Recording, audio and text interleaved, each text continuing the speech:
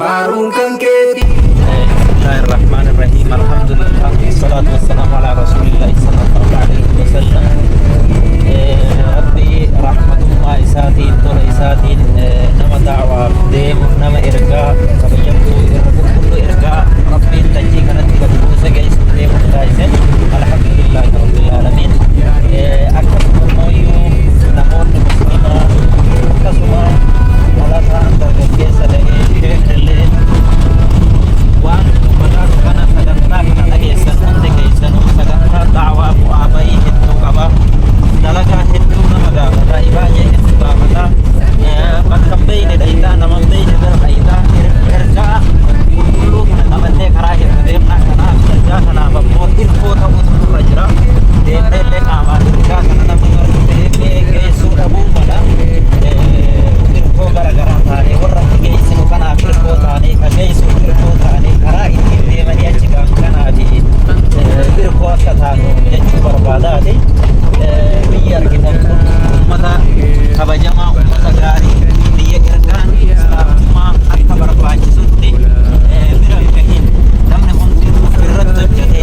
itti gaafatamummaa rabbiin isa gaafachuuf taa'u bahachuu dirqama qaba. Kana yoo jennu nama mara yaanee da'awaa haa goonuu jechuu miti sunillee gaarii waan guddaa ummanni kuunu dhibbaatamii bahee dhiirri bahee jaarsi bahee jaartiin bahee azaanutti jira. Yoo warri dibbee baatila yookiin warri karaa akkanatti bahee dibbee harkuhu nummoo manuma keessallee dhaabannee masjidumallee dhaabannee da'awaa godhuu dadhabuuni hanqina keenna dadhabinna imaana keennaati. Kanaaf akka hawaasa muslimaatti akka ummata amantaa islaamaa kabajaa guddaa rabbi nu badhaasee kanatti ergaa kana haa dabarsinu ummatan gahin biraan haa geennu ka bira gahe immoo akka irra gadi dhaabatu waan nurraa eegamu hunda haa goonuu fi yaada naannoo akkanaa kana keessatti dachii rabbii akkanatti badhaasee dachii akkana magariisa akkana bareedu kana keessatti amantaa keenya deemnee geessuu dadhabuun ka bira gahe immoo hubachiisuu dadhabuun baay'ee hanqina kan akka baanu jechuu barbaada. بارك الله فيكم. شكرا شيخ مختار ربي سن الله جل توتي لقطاعات كفار على سكان الجيش كان بودا وتعالى مفادان ان شاء الله ولك ديبنا ودكتور سعد دعوتو تكينا سالانتون كايونتون متا دوغرا كايتو كان اساسي سودان ديك سبها دا ورا سكالي كان فتي هاغا هونو في تندريري تنكي غمدي كمبچو كان نما دبرسه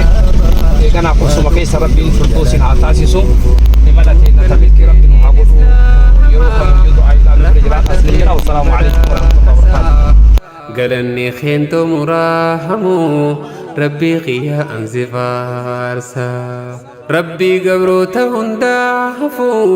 رزقي ساد باسو نمني دوغان ستماني حرابرون قبناسو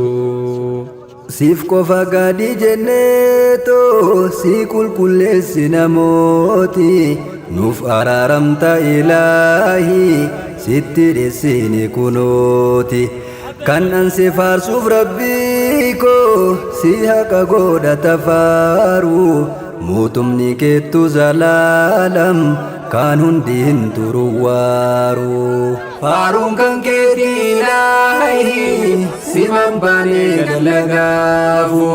ni dandeessa ni dhageessa muraada guuti maraafu situume wal qixxeesse samiidhaaf waan isa keessa anta al-aziizul hakiimu yaa ilaahiin si togeessa. ni beellamtaaf zaalimaa hayyuu haa deebi'uuf gara keeti qabaan kan keetu jabaa hadhaa hin jiru kan akka keeti kophaa gootaa waa hundaa hayyuu namni tokko sitti naahanu feetu shumtee feetu shaahartaa argaa jirra nuti